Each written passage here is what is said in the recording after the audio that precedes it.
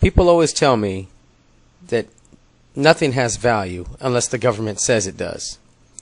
This is obviously not true. If that was the case, silver would have not got too expensive for the government to stop making silver dimes, quarters, half dollars, and dollars, or to stop making pennies out of 95% copper. And now they're even talking about discontinuing the penny because zinc is too expensive. Does that sound like the government can control the value of metals to you? Okay, guys, I wanted to do a video about copper. I've done a couple before, but I've learned stuff since then. I knew more about silver and gold and put what I knew into copper, but I want to go over what I've learned now. First off, the title I'm planning on to get the most views so I can teach the most people was similar to one that's up there already. I just want to say that now. And no, I didn't copy anybody. If you watch it, you'll see it goes over many of the same points that I did on my very first copper video. So, did the guy copy me? I don't think so. Did I copy him? Well, no, I put the first video out a couple months before that one came out. So, you know, basically it's key points. Because it's YouTube, you always get that kind of crap. So I just thought I'd answer that now. Second, if you don't believe in this, well then, hey man, go watch something else. I get people all the time go just put negative comments or tell me this is stupid or something.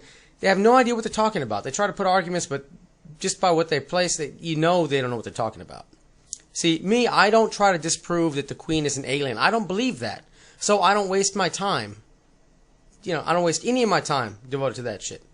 So, anyway, if you want to learn how to invest in copper, the most profitable way, the common sense way, cheap and easy, learn to protect your purchasing power, well then we're going to go over that. Learn how to hedge with copper. So, copper is an industrial base metal, right? Or it can be, some people call it a semi-precious metal. Now, I would recommend pennies first off. So I want to go over some of that, and we're going to go over the pennies, bullion, and scrap, and the pros and cons of those. So I just say pennies because it's the easiest. So let's go with that. Now, you can get these copper coins free and easy, but takes you a little bit of time to do so. You need to find a bank that won't charge you a fee to buy whole boxes or to deposit them back.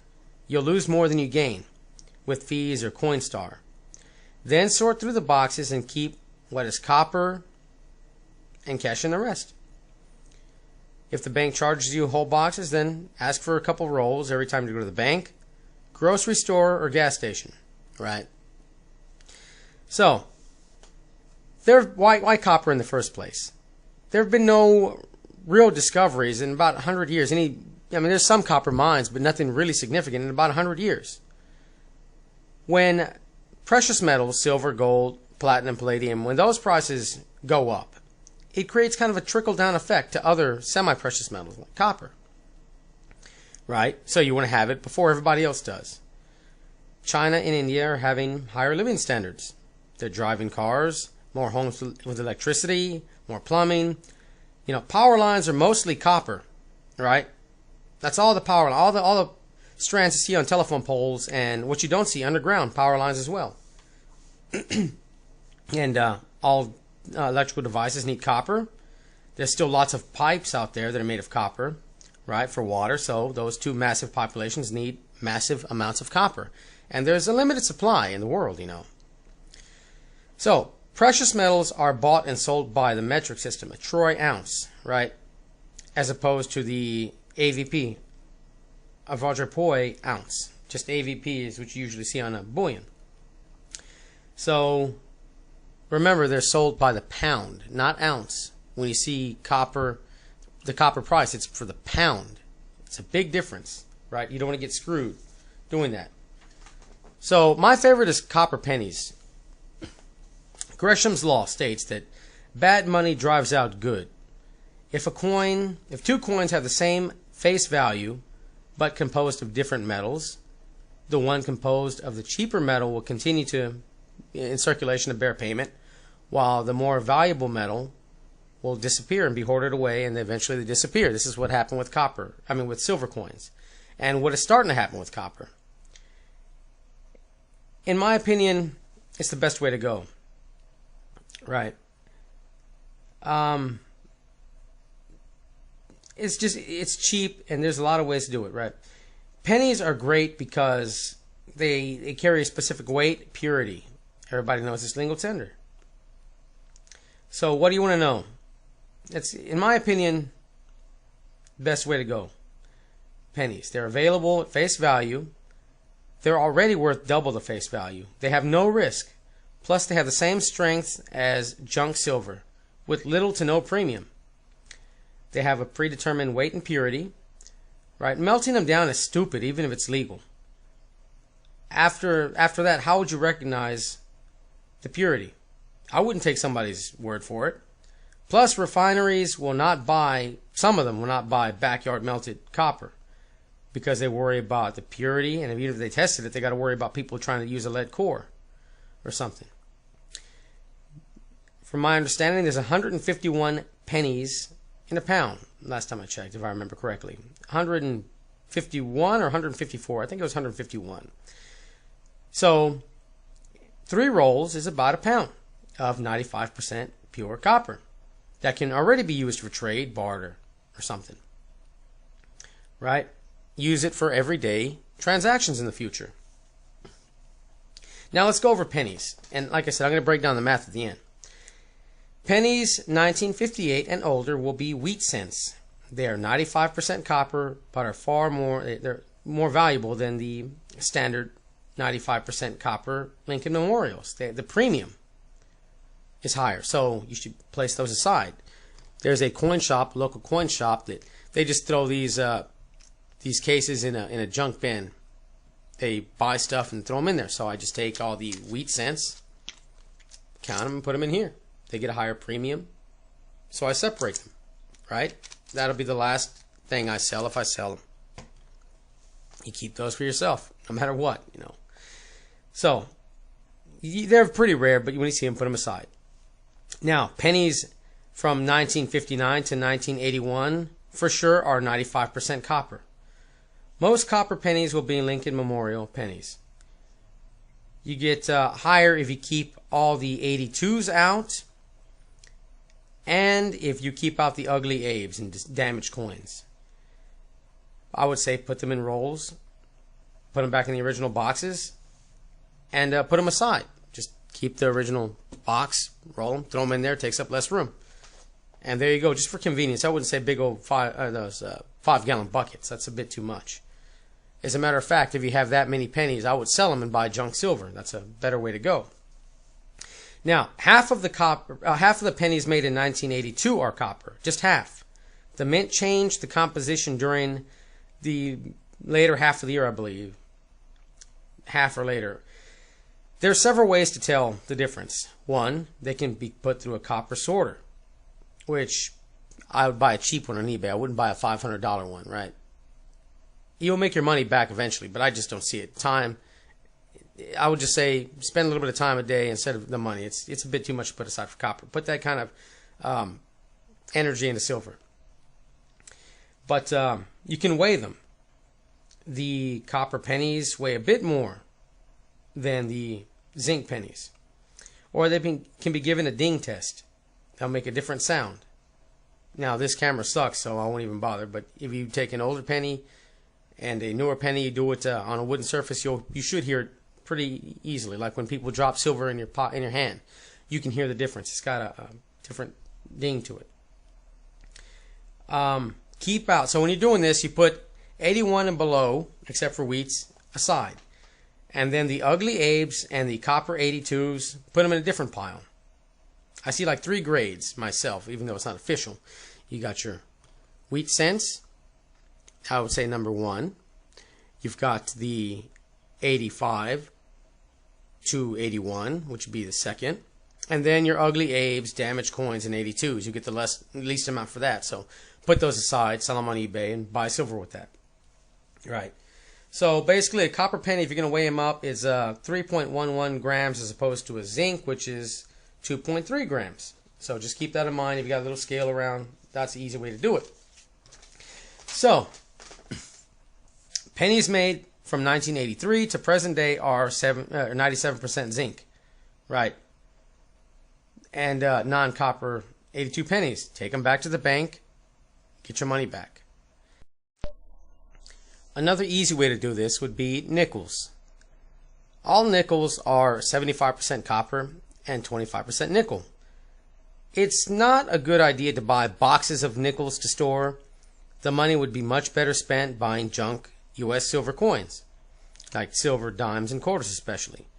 But it's a good idea to save up nickels from pocket change.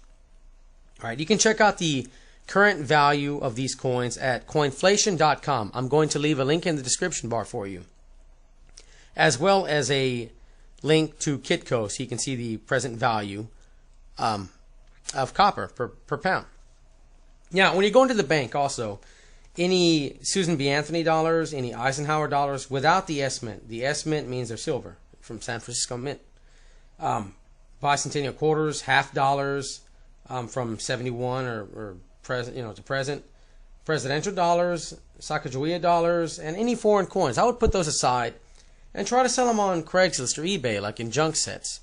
Take the money and try to buy silver. Some people like that, like a yard sale. Make a little bit of money off of that. Invest that in silver, man. That's a good way to go.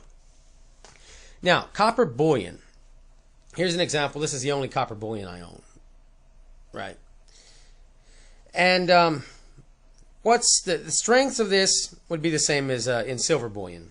Right. There's no laws against this, melting it down, which is a bad idea again.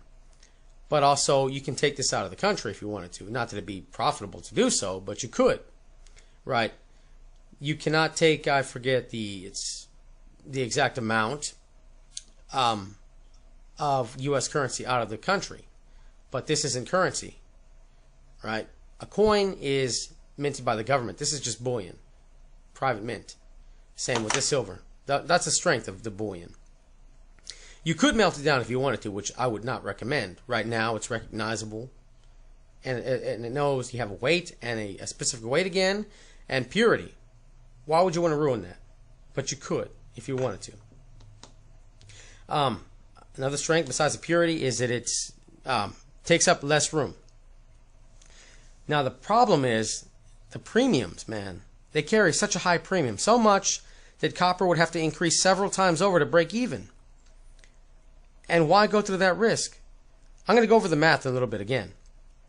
On the good side, copper's still cheap. In my opinion, even if we were to hit hyperinflation, yes, the value of the copper would go up and it dwarf the losses, but that's in dollar terms. You're talking about purchasing power. And even if you see it that way, imagine all the money that you could have got if you would have invested it properly, right? I mean, for that matter, zinc pennies, that's going to go up in value too. And that'll dwarf anything you spend to it, the $25 you buy for the box.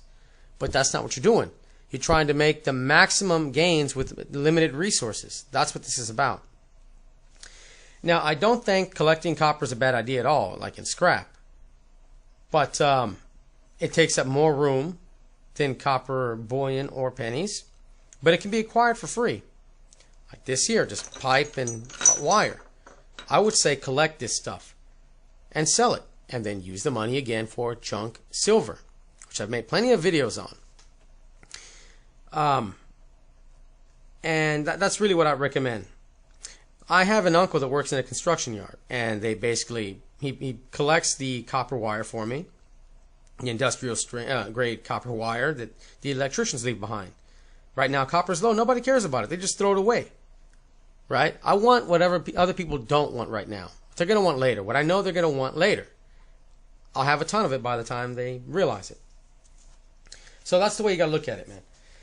Now, look, as far as the copper bullion versus coins, these are silver quarters, right?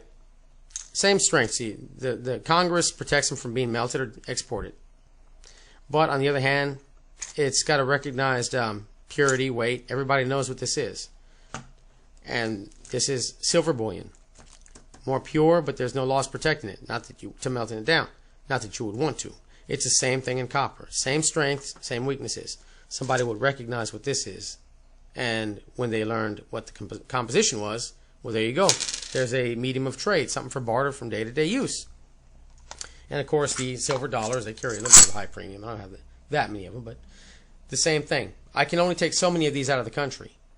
And not that I would want to melt it down, but I couldn't even if I wanted to. Right. Those are the strengths and weaknesses. But other than that, it's the same. This is cheaper too. Cheaper to get the coins because they're already out there. These, you got a company mints them and does it themselves.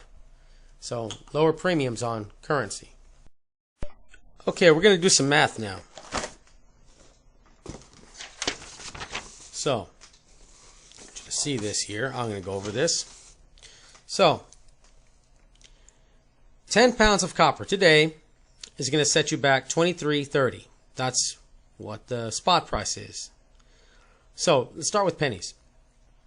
There's 150 pennies in 1 pound. So, 150 times 10 would be 1,500 pennies, right? And that would cost you $15. Copper price today is $23.30. You spent $15, you already got a profit, right? The cheapest bullion I could find on eBay was about $65 for a 10 pound. That's why I chose the 10 pound standard here. So, 10 pounds for $65 plus shipping. Right? We're not going to worry about the shipping. We just know we're down already. Up or down, we'll do that later. But anyway, $65. Divide that by 10, because you got 10 pounds, would be $6.50 per pound.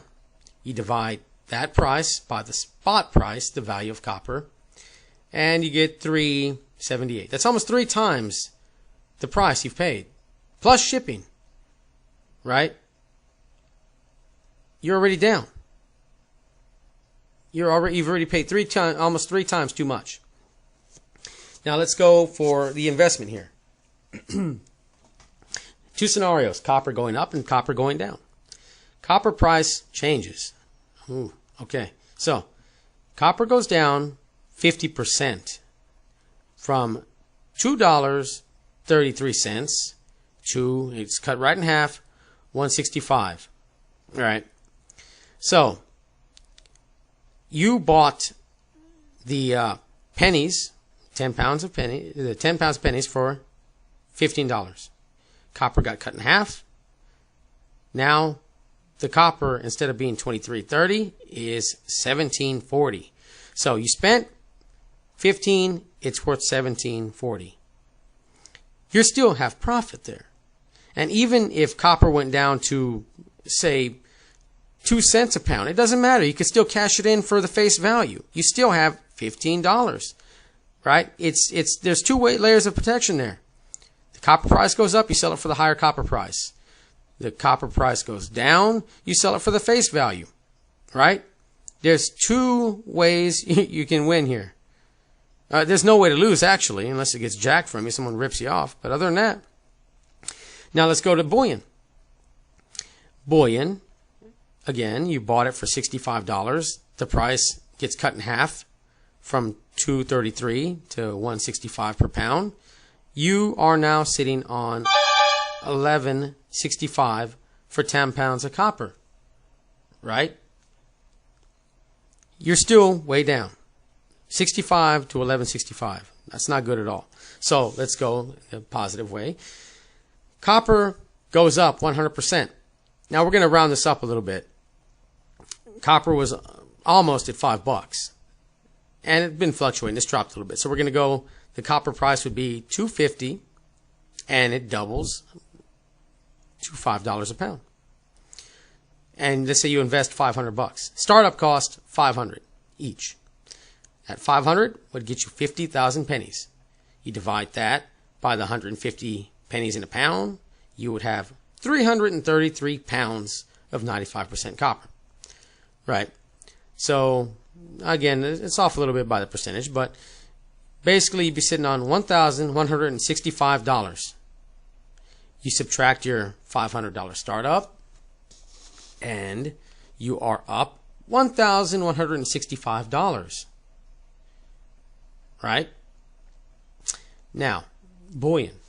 You spend, and we're going to give bullion a handicap here, okay?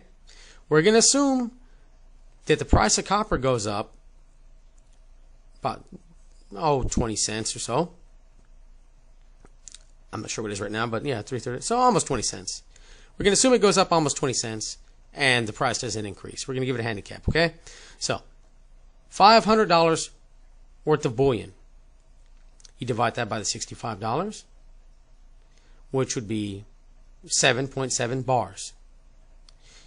Right? And they're 10-pound bars. So you got 77 pounds of copper, which would equal $385. That's what it'd be worth. Subtract your $500 startup, you are negative $115. And copper just doubled. You see what I'm saying? You can make a lot more money. If you have limited resources, then you have to invest it wisely. Right? Pennies are face value. Junk is free. Collect it and sell it. Right? And bullion, I would not recommend it. Now, what I would like to do is have like, see if there's anybody out there that would be willing to melt down scrap. I mean, it wouldn't be pure, but, for those of us, some of us would be kind of cool just to have it and compact it down. And you could always use it later. I mean, who knows for what, but if somebody wants to do it, I'm seeing if I can have anything, something like that started up. Of course, there's the cost. I don't know anything about that, but anyway, I would just say collect scrap copper, sell it, buy junk silver. Get pennies for free again and take the copper out, a bank that doesn't charge you, and turn it back in and recycle the money back into it. And there you are. I hope this helps out, guys. You got any questions, you let me know.